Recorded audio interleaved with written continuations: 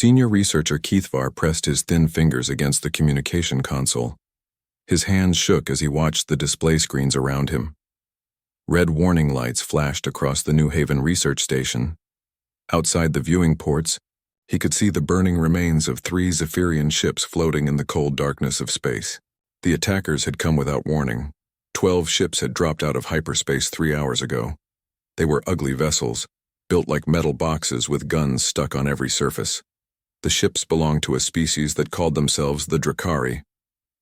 Keithvar had never heard of them before today. The Drakari had not tried to talk. They had not sent any messages asking for surrender. They had simply started shooting.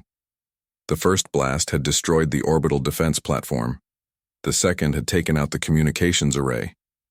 By the third shot, everyone on New Haven knew they were going to die. Keithvar looked around the command center.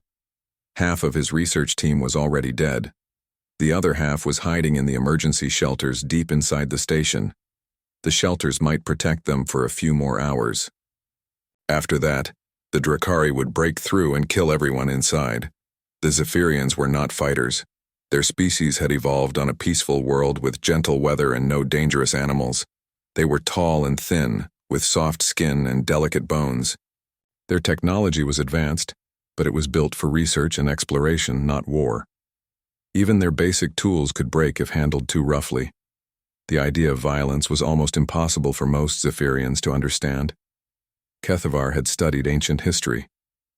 He knew that some species had once fought wars, but that was thousands of years ago. The Galactic Confederation had brought peace to hundreds of worlds. Every civilized species had learned to solve problems with words, not weapons. But the Drakari were not civilized. Keithvar had seen the recordings from the first attack. The Drakari soldiers were large and covered in thick, armored skin. They carried weapons that could punch holes through metal walls. When they had boarded the research ship Gentle Current, they had killed everyone inside in minutes. They seemed to enjoy it. Another explosion shook the station. Keithvar grabbed the edge of the console to keep from falling. The main power flickered and went out. Emergency lighting came on, casting everything in a red glow that made the command center look like the inside of a wound. "Status report," Keithvar called out to his remaining staff. "Hull breach on level 7, reported Yithmar from the engineering station. Her voice was high and scared. "Emergency seals are holding, but the Drakari are cutting through them." "How long?" Keithvar asked. 2 hours, maybe 3. Keithvar closed his eyes. In 3 hours, everyone on New Haven would be dead. The Drakari did not take prisoners. They had made that clear when they killed all the civilians on the mining station at Kepler 442 last month. The Confederation had received the distress call too late to help. They had found only bodies and empty ships. That was when Keithvar made his decision. "Open all communication channels," he ordered. "Send on every frequency we have." "Sir?" Yithmar looked confused. "The Confederation fleet is 6 days away. No one else is close enough to help." "Someone might hear us," Keithvar said. "Someone might come." He knew it was hopeless. The nearest Confederation worlds had no military ships. Most species barely had police forces. War was something they studied in museums, not something they prepared for. But Keithvar had to try. He could not let his people die without asking for help. The communication system came online. Keithvar leaned toward the microphone and began to speak. "This is Senior Researcher Keithvar of New Haven Colony. We are under attack by unknown hostiles calling themselves the Drakari. They have destroyed our defenses and are boarding our station. We have perhaps 2 hours before they reach the civilian shelters." He paused as another explosion echoed through the station. Somewhere below them, the Drakari were cutting through another door. "Any sentient species capable of assistance, please respond. We are a research station with no military value. We have 300 civilians aboard, including 47 children. The attackers show no interest in surrender or negotiation. They appear to be killing everyone they find." Keithvar's voice broke slightly. He thought of the children in the shelters, scared and crying for their parents. Many of those parents were already dead. "We offer complete access to our research archives in exchange for aid. Our technological databases include advances in quantum computing, gravity manipulation, and faster-than-light communication. We will share everything freely with any species that can help us. Static filled the channel. Kethvar waited, but no one answered. He tried again. This is New Haven Colony. We are dying. If anyone can hear this message, please help us. We have done nothing wrong.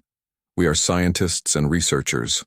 Our only crime was being in the wrong place when monsters came out of the dark. The console beeped softly. Someone was responding to their signal. Kethvar felt a moment of hope before he realized it was probably just the Drakari, calling to mock them before the final attack. But the voice that came through the speakers was different. It was speaking a language Kethvar did not recognize, but the translation software was working on it. The voice was deep and rough, nothing like the smooth tones of civilized speech. New Haven Colony. This is Admiral Sarah Chen of the Terran Space Command. We have received your distress call.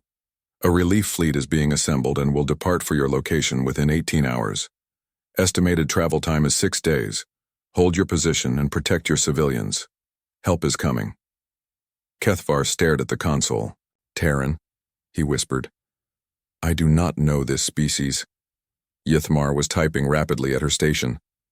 Searching the Confederation databases, she said. Terran, here, Sol system, third planet, classification, extreme death world, status, quarantined. Contact forbidden. Death world? Kethvar felt his hope die. Death worlds were planets so dangerous that no civilized species could survive on them. The few that had been discovered were marked as forbidden zones. Any species that evolved on such a world would be too violent and primitive for contact with civilized space. But the voice came again, clearer this time as the translation software improved. New Haven Colony, Admiral Chen speaking. We understand you have limited time. Our fastest ships will reach you in 6 days. Can you hold position for 6 days? Kethvar looked at Yithmar. She shook her head. The shelters will not last 6 days, maybe 6 hours. Another explosion, closer this time. The station shuddered. Emergency alarms began sounding throughout the facility. Admiral Chen, Kethvar said into the microphone, we appreciate your offer, but we do not have 6 days. We have perhaps 2 hours before the attackers reach our civilian shelters. I am sorry, but your assistance will arrive too late. There was a pause. Then the alien voice came back, and something in its tone made Kethvar shiver. Understood, New Haven. Change of plans. Battle Fleet 7 is moving to immediate departure. Travel time will be 4 days, 18 hours. Admiral Rodriguez is pushing the engines beyond safe limits. Admiral, Kethvar said carefully, even 5 days is too long. We will all be dead by then. No, the voice said, and now it sounded like cold metal. You will not, because we are not the only ones coming. Long-range scouts are departing now. They will reach you in 36 hours. Their job is to make sure you stay alive until the main fleet arrives. The channel went quiet. Kethvar stared at the console, not sure what to think. Deathworlders were supposed to be primitive and savage, but these Terrans had responded to their call for help faster than any Confederation world had ever managed. They were sending ships across impossible distances to save people they had never met. Sir, Yithmar said quietly, the Drakari have broken through level 6. They will reach the shelters in 90 minutes. Kethvar nodded. Even if the Terrans were real, even if they were coming, they would not arrive in time. But somehow knowing that someone had heard their call made the waiting easier. Outside the viewing port, the stars looked cold and distant. But somewhere among them, Deathworlders were coming to help. For the first time in hours, Kethvar allowed himself to hope. Admiral Sarah Chen stood in the war room of Terran Command, watching the holographic display that showed the New Haven system. The blue dots representing friendly forces were pitifully small compared to the red markers showing Drakari ships. Around her, the best military minds humanity had to offer were planning what might be the most important rescue mission in human history. Distance to target, 47 light years, reported Captain Williams from the navigation console. With our newest ships running at maximum burn, we can make it in 4 days and 20 hours. Too long, Chen said flatly. Those people will be dead by then. General Martinez, his face marked with scars from the Titan mining wars, leaned over the tactical display. Ma'am, we could push the engines harder, but we risk having ships break down during the jump. If we lose half the fleet to mechanical failure, we will not be much help to anyone. Chen studied the display. The Drakari had 12 ships, all of them armed for war. The humans could bring more firepower, but only if their ships arrived in working condition. It was a careful balance between speed and capability. What about the scout ships? She asked. Commander Torres looked up from his console. The Pathfinder and Ranger can reach the system in 36 hours. They are fast, but they are not built for fighting 12 warships. They do not need to fight 12 ships, Chen said. They just need to keep the civilians alive until we get there. She turned to address the room. Ladies and gentlemen, we have a situation. An unknown species is attacking a research station full of civilians. The victim sent out a distress call on open channels asking anyone for help. We are the only ones who answered. The room was quiet. Everyone present had fought in the wars that had shaped humanity over the past 2 centuries. They had seen what happened when strong people decided to hurt weak ones. They had also learned that sometimes the strong had a duty to protect the weak. The species under attack calls themselves Zephyrians. Chen continued. According to our files, they are members of something called the Galactic Confederation. Peaceful people, no military to speak of. The attackers are called Drakari. We know nothing about them except that they like killing civilians. Captain Rodriguez of the battleship Unconquerable raised his hand. Ma'am, what are our rules of engagement? Chen's smile was cold as winter on Mars. Protect the civilians. Eliminate the threat. Any questions? There were no questions. The men and women in this room understood the mission. They had grown up on a world where survival meant fighting. Earth was not a kind planet. The weather could kill you. The animals could kill you. Even the air was poisonous to most species in the galaxy. Humans had learned to be tough because they had no choice. But being tough did not mean being cruel. The wars that had nearly destroyed Earth in the 21st century had taught humanity an important lesson. Strength without compassion was just another form of weakness. Power without responsibility was just tyranny with better weapons. Admiral, called Lieutenant Jackson from the communications station. We are getting responses from every military base in the system. Luna Base is requesting permission to send 3 destroyers. Mars Command wants to contribute a full battle group. Even the Europa Deep Mining Consortium is offering armed escort ships. Chen nodded. This was how humanity worked. When someone called for help, everyone responded. It did not matter if the victims were human or alien.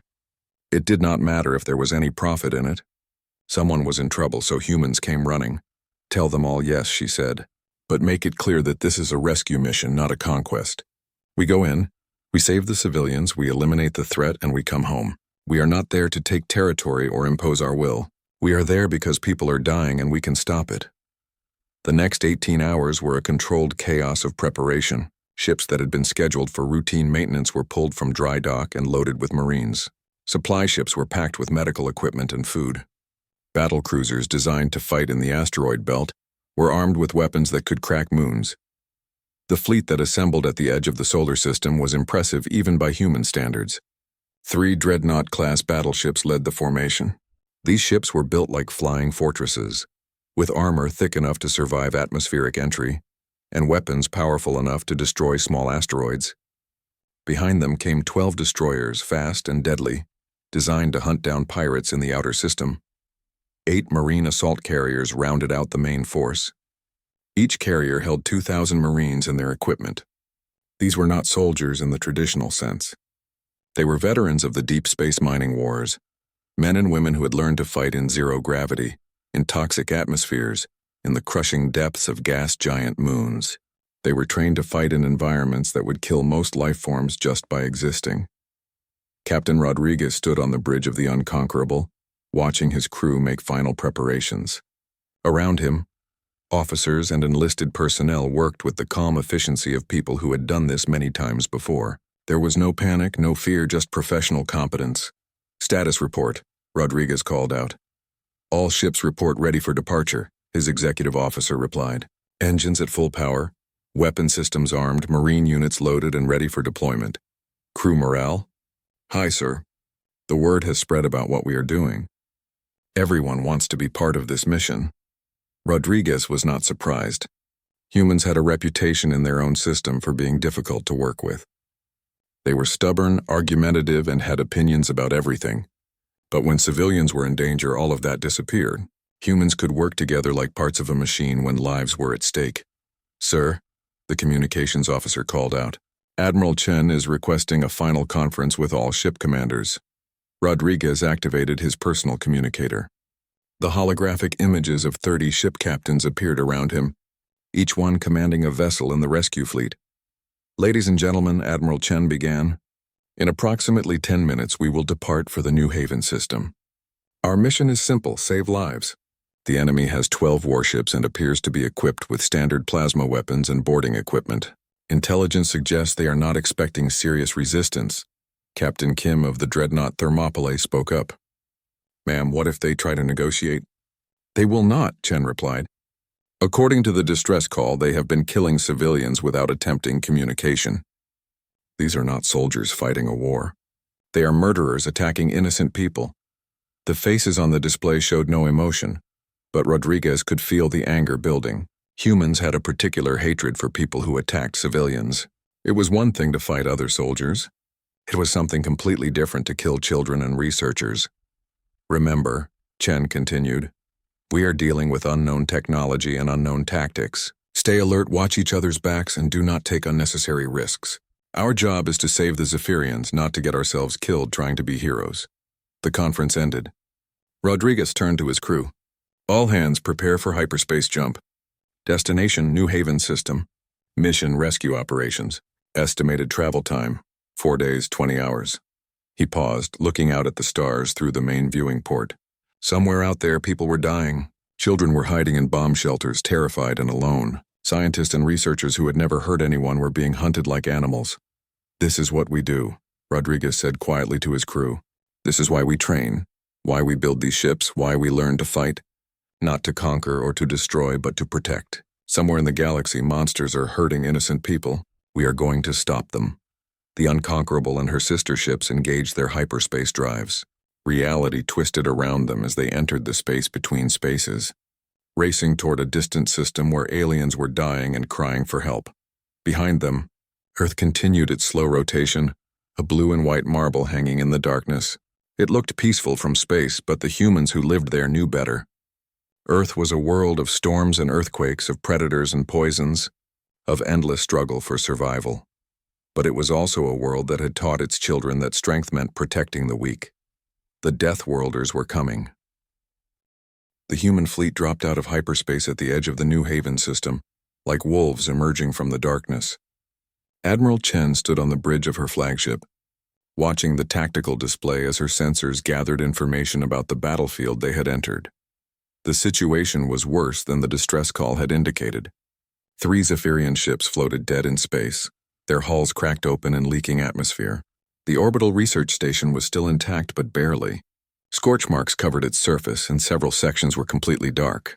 Around the station, 12 Drakari ships moved in a lazy patrol pattern, occasionally firing at escape pods that tried to flee toward the outer system.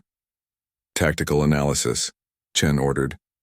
Commander Brooks, her intelligence officer, studied the readouts. Enemy ships appear to be using plasma-based weapons and projectile systems. Their targeting is poor, but they have overwhelming firepower. The research station has taken severe damage but appears to still have life support in several sections. "Any sign of the civilians?" "Yes, ma'am. We are picking up life signs from the lower levels of the station. Looks like they managed to get most people into emergency shelters." Chen nodded grimly. The Zephyrians had managed to survive longer than expected, but they were running out of time. Her long-range sensors showed that the Drakari were preparing for a final assault on the station. "Signal from the lead Drakari vessel," reported the communications officer. "They are demanding that we identify ourselves and state our business." "Put me through to their commander," Chen said. The main screen activated, showing the bridge of the Drakari flagship. The alien who appeared was large and reptilian, covered in thick scales that looked like natural armor. His eyes were small and cruel, and his mouth was full of sharp teeth. Behind him, Chen could see other Drakari moving around their bridge, all of them armed with weapons that looked like they were designed for close combat. "I am War Leader Gazak," the alien announced. "You have entered a Drakari hunting ground. Identify yourselves and depart, or you will be destroyed along with the other prey." Chen stepped forward so that her image would be clearly visible to the Drakari commander. She was not an imposing figure by human standards, average height, graying hair, wearing a simple military uniform. But something in her eyes made Gazak lean back slightly. "I am Admiral Sarah Chen of the Terran Space Command," she said in a voice that could have frozen plasma. "You are attacking civilian targets and killing innocent people. You will cease all hostile actions immediately and surrender your vessels for inspection." Gazak laughed, showing all of his predator teeth. "Terrans? I have never heard of your species. You have small ships and primitive weapons. Do you really think you can threaten the Drakari fleet?" Chen's expression did not change. "You have 30 seconds to comply, or what?" Gazak sneered. "You will shoot us with your little metal guns? We have destroyed 17 worlds with these ships. We have killed millions of soft, civilized fools just like you. What makes you think you are any different?" Chen looked at the countdown timer on her console. 20 seconds, 15, 10. "The difference," she said quietly, "is that we are not civilized." The connection ended. Chen turned to her weapons officer. "All ships battle condition Alpha. Target priority any vessel firing on lifeboats. Rules of engagement: eliminate all hostile forces." On the Drakari flagship, Gazak was laughing with his crew about the foolish aliens who thought they could threaten seasoned warriors. His weapons officer was scanning the human ships, trying to determine their capabilities. "War Leader," the officer reported, "their ships are unusual. No energy shields detected. The hulls appear to be solid metal construction, very thick. Their weapons look like simple kinetic systems." "Kinetic weapons?" Gazak was amused. "Who uses metal bullets in space? These primitives probably just learned to fly, target their largest ship, and show them what real weapons can do." The Drakari fleet opened fire with coordinated plasma bombardment. Bright streams of superheated gas crossed the space between the fleets, aimed at the human dreadnought Thermopylae. The Drakari expected to see the enemy flagship break apart under the assault. Instead, the plasma beam struck the Thermopylae's hull and simply disappeared. The ship's ablative armor, designed to survive atmospheric entry through gas giants, absorbed the energy without even glowing. What looked like simple metal plating to the Drakari was actually a complex layered system that could disperse heat across the entire hull structure. "Captain." Kim's voice came across the fleet. Communication channel, calm and professional. "Multiple plasma impacts on forward sections. Minor surface damage to outer plating. No injuries reported. Requesting permission to return fire." Admiral Chen's response was ice cold. "Permission granted. Show them what Deathworlders do to bullies." The human counterattack was swift and devastating. The Thermopylae's main guns spoke first, railguns that accelerated metal slugs to significant fractions of light speed. The projectiles crossed the distance between fleets in seconds and punched through the Drakari flagship's hull like it was made of paper. Gazak had just enough time to realize that primitive kinetic weapons included mass drivers that could crack asteroids before the second salvo turned his ship into expanding gas and metal fragments. The rest of the human fleet joined the attack. Destroyer escorts armed with point defense systems designed to stop meteor swarms began picking off Drakari missiles like clay targets. Battlecruisers with mining lasers capable of cutting through solid rock opened fire on enemy engines and weapons systems. The Drakari had been expecting a battle against soft, civilized species with energy shields and polite rules of engagement. Instead, they found themselves fighting humans, a species that had learned warfare on a world where everything was trying to kill them, and had spent 2 centuries developing technology to fight in the vacuum of space, in radiation fields, in the crushing gravity of gas giant moons. "Enemy vessel attempting to ram the Ranger," reported Captain Torres from the destroyer escort, taking evasive action. The Drakari ship, its weapons destroyed and its hull breached, was making a final desperate attack. But the Ranger's pilot had learned to fly in the asteroid belt, where a single mistake meant being crushed by rocks the size of mountains. Avoiding a damaged enemy ship was simple by comparison. "Ranger to Fleet Command," Torres reported. "Ramming attempt failed. Enemy vessel destroyed by proximity mines. Within 12 minutes of the engagement beginning, 8 Drakari ships had been destroyed. The surviving 4 were trying to flee toward the edge of the system, but human destroyers were faster and more maneuverable. The Drakari ships had been built for overwhelming weaker opponents, not for fighting other warships. "Admiral," the communications officer called out, "we are receiving a transmission from the research station. They want to know who we are and why we are not running away." Chen allowed herself a small smile. "Put them through." The face that appeared on her screen was thin and delicate, with large eyes and pale skin. This had to be one of the Zephyrians. The alien looked exhausted and terrified, but also amazed. "I am Senior Researcher Kethvar," the alien said. "Are you really the Terrans who responded to our distress call?" "We are," Chen replied. "How many civilians do you have aboard the station?" 243 survivors in the emergency shelters, but how are you here so soon? And how are you winning? The Drakari have conquered dozens of worlds. Chen looked at the tactical display, where the last Drakari ship was being destroyed by the cruiser Relentless. "Mr. Kethvar, the Drakari conquered worlds full of civilized people who were not prepared for war." "We are not civilized people." The Zephyrian looked confused. "But you came to help us. You risked your lives to save strangers. How can you say you are not civilized?" Chen thought about how to explain it. How could she tell this gentle scientist that humans had learned to be killers in order to become protectors? How could she explain that the same skills that made them deadly also made them willing to die for others? "Mr. Kethvar," she said finally, "there is a difference between being civilized and being peaceful. We learned long ago that sometimes you have to fight monsters to protect innocent people. The galaxy may call us primitive, but we know what evil looks like when we see it." On the tactical display, the last red marker disappeared.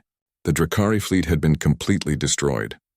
Around the research station, human ships were already moving into position to begin rescue operations.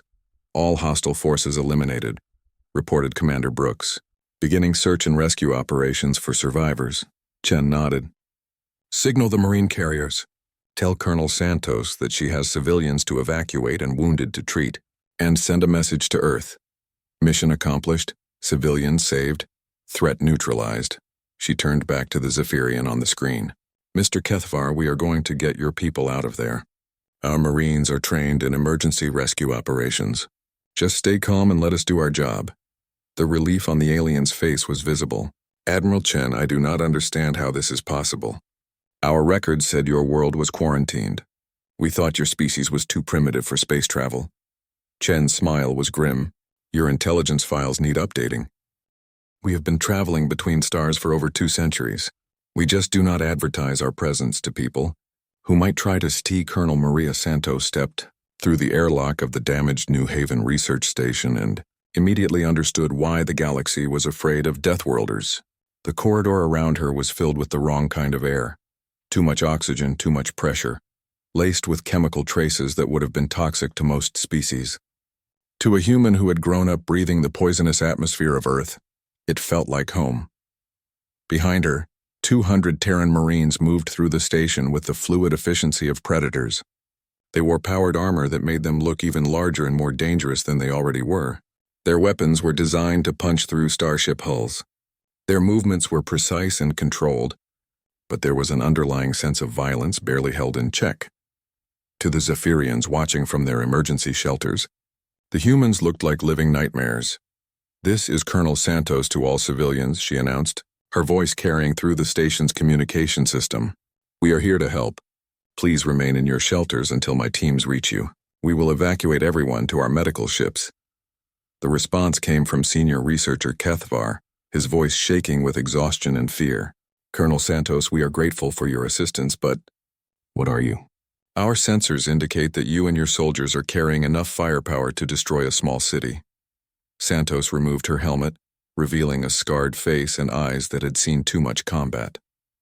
Her hair was gray at the temples and a long scar ran from her left ear to her jaw. She looked like exactly what she was, a veteran of humanity's wars who had learned to fight in the worst conditions imaginable. "We are Marines, Mr. Kethvar," she said simply. "Our job is to protect people who cannot protect themselves." She gestured to her medical team, who were already setting up trauma units in the station's main corridor. The equipment they carried was both sophisticated and brutal, designed to treat combat injuries in hostile environments. It could perform surgery in zero gravity, repair radiation damage, and keep someone alive even after losing most of their blood. Dr. Thompson will be leading our medical teams, Santos continued. He has experience treating injuries from 7 different types of alien physiology. We downloaded your medical databases during our approach and adapted our equipment accordingly. Dr. Thompson stepped forward, removing his own helmet to reveal a kind face marked by years of treating the wounded. He was not a large man by human standards, but next to the delicate Zephyrians he looked like a giant. Mr. Kethavar, Thompson said gently, we understand that your people have been through a terrible ordeal. Our priority is making sure everyone receives proper medical attention. Can you tell me how many wounded you have? 43 injured, 17 in critical condition, Kethavar replied. But doctor, I must ask, how is this possible? Our records indicate that your species is classified as pre-spaceflight primitives from a quarantined death world. Thompson's expression darkened. Your records are wrong. Humanity has been spacefaring for over 2 centuries. As for the quarantine, he shrugged.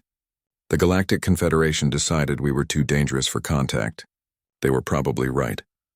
The first group of Zephyrian civilians emerged from their shelter, moving slowly and carefully.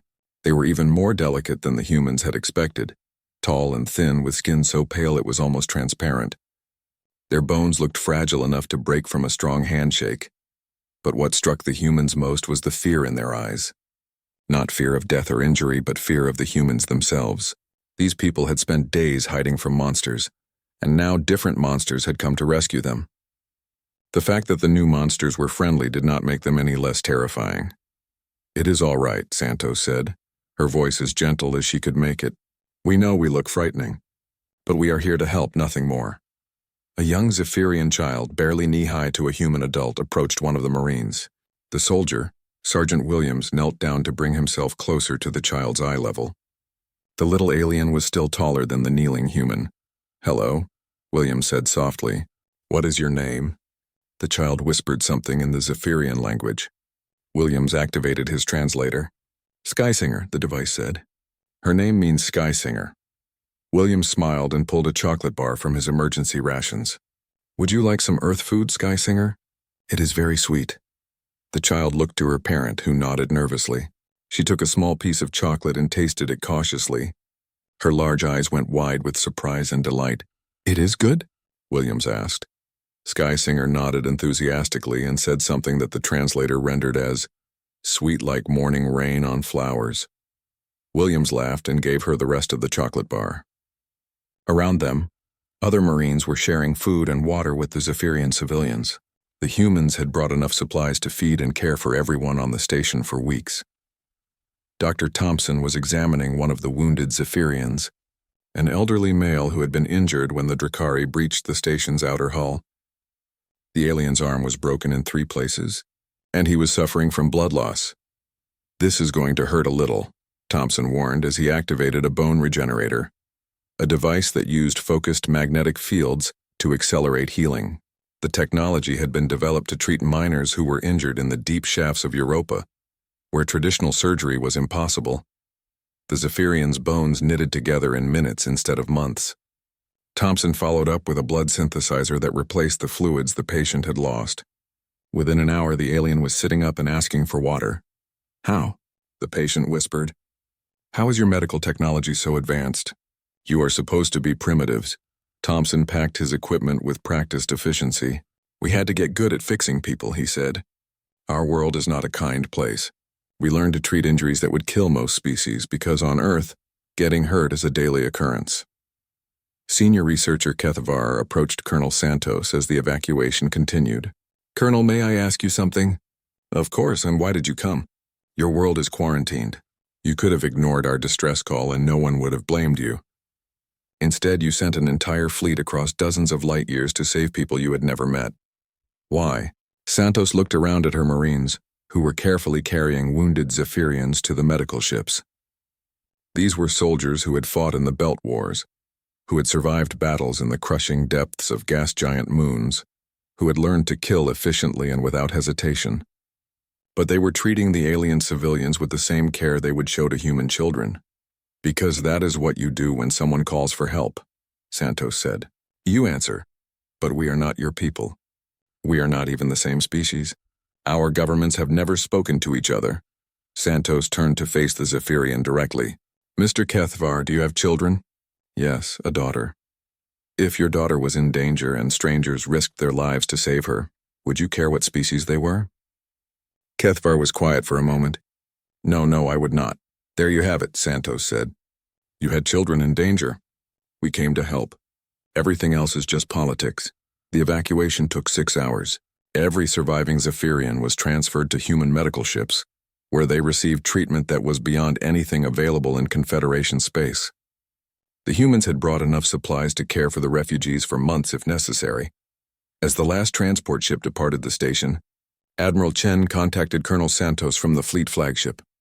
Colonel, we have received a priority message from the Galactic Confederation. Apparently word of our little rescue mission has reached them. Ambassador Telvar is requesting immediate communication. Santos smiled grimly. I bet he is. What do you want to tell him? The truth, Chen replied. That humanity is no longer hiding in the shadows. We are here, we are armed, and we are not going to stand by while innocent people are murdered.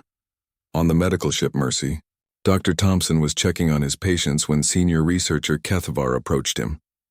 The Zephyrian had been treated for minor injuries and exhaustion, but he seemed more alert now. Doctor, Kethvar said, I have been thinking about what you said, about your world being unkind. What about it? The Confederation classified your planet as too dangerous for life. They said any species that evolved there would be too violent for civilized space. But you and your people, you are not violent toward us. You are protective, Thompson nodded. Violence and evil are not the same thing, Mr. Kethvar. We learned to fight because our world forced us to, but we also learned to protect each other for the same reason. When everything around you is trying to kill you, you learn that people need to take care of each other. So the Confederation was wrong about you. The Confederation was afraid of us, Thompson corrected. They saw our weapons and our scars and decided we were monsters. They were not entirely wrong. We are dangerous. But they failed to understand that being dangerous and being evil are two different things. Kethvar looked out the viewport at the human fleet. Sleek warships moving in perfect formation around the medical vessels. What happens now? Will you return to your quarantined world? Thompson's smile was grim. 6 months after the Battle of New Haven, Ambassador Telvar of the Galactic Confederation stood in the observation deck of the orbital station, watching human children play with Zephyrian younglings in the newly constructed park. The sight still amazed him. The humans had rebuilt the damaged station in weeks, but they had built the park first, apparently unable to imagine a space station without trees and grass. It is strange, is it not? Said senior researcher Kethvar, joining the ambassador at the viewing window. 6 months ago, I thought we were all going to die. Now this place is more alive than it ever was before. Telvar nodded slowly. The Confederation had sent him to New Haven to assess the human presence and determine if they posed a threat to galactic peace. What he had found challenged everything he thought he knew about Deathworlders. Your people have adapted well to working with the humans, Telvar observed. They saved our lives, Kethvar replied simply, and they have continued to protect us. 3 more pirate attacks have been stopped by human patrol ships. The shipping lanes are safer than they have been in decades. Below them in the park, a human girl was teaching a young Zephyrian how to throw a baseball. The Zephyrian's thin arms made the task difficult, but the human child was patient and encouraging. Nearby, their parents watched with the easy friendship of people who had shared danger and survived. Dr. Vasquez tells me that your research projects have made remarkable progress, Telvar said. Kethvar's face brightened. Yes. The humans have shared some of their technological advances with us. Their material science is incredible. They have learned to build things that can survive conditions that would destroy most equipment. And their medical technology, he shook his head in amazement. They can treat injuries that we thought were impossible to heal. But they ask for nothing in return? They ask for knowledge, Kethvar corrected. They want to learn about our research into quantum mechanics and faster-than-light communication. But they do not demand it. They trade fairly and they share their own discoveries freely. Telvar was still struggling to understand the humans.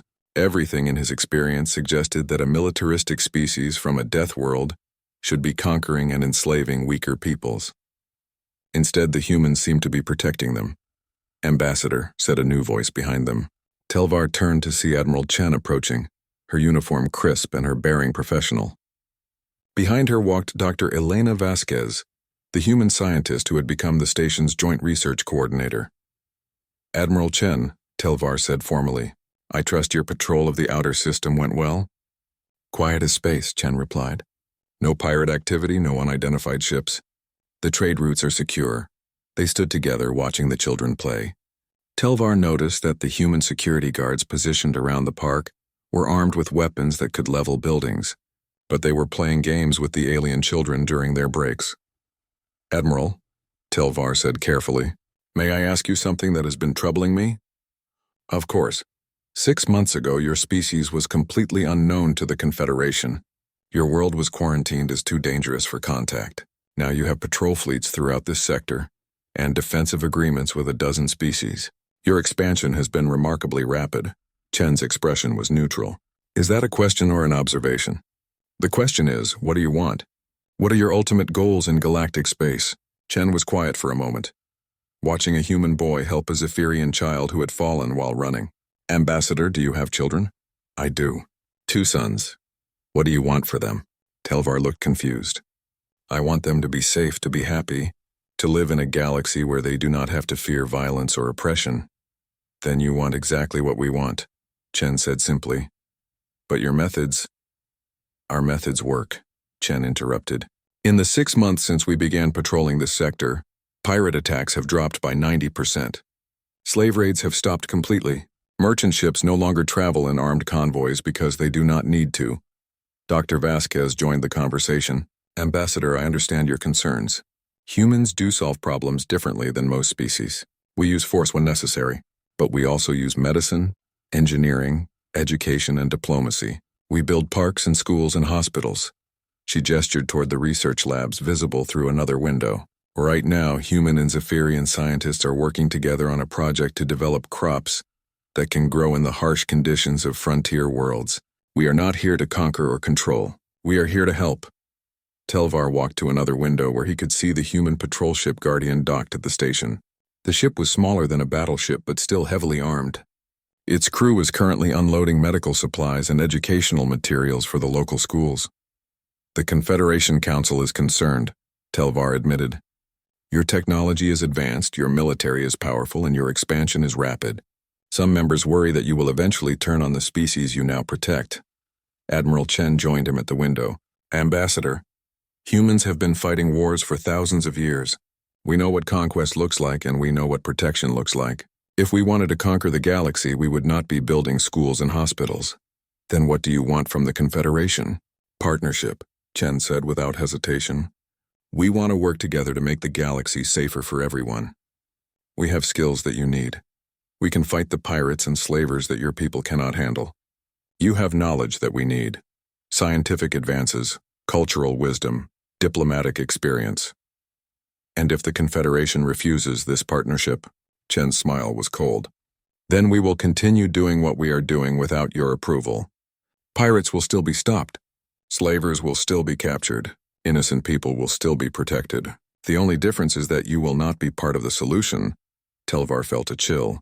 The human was not making a threat, simply stating a fact. Humanity would continue to expand its influence whether the Confederation liked it or not. The only choice was whether to work with them or be left behind. "Admiral," Telvar said slowly, "if I were to recommend to the Council that the Confederation enter into formal relations with humanity, what assurances could you give that your people would respect our sovereignty?" "The same assurances we give to every species we work with," Chen replied. "We will not interfere in your internal affairs. We will not impose our government or our culture on your worlds. We will defend you against external threats and ask only for the same consideration in return.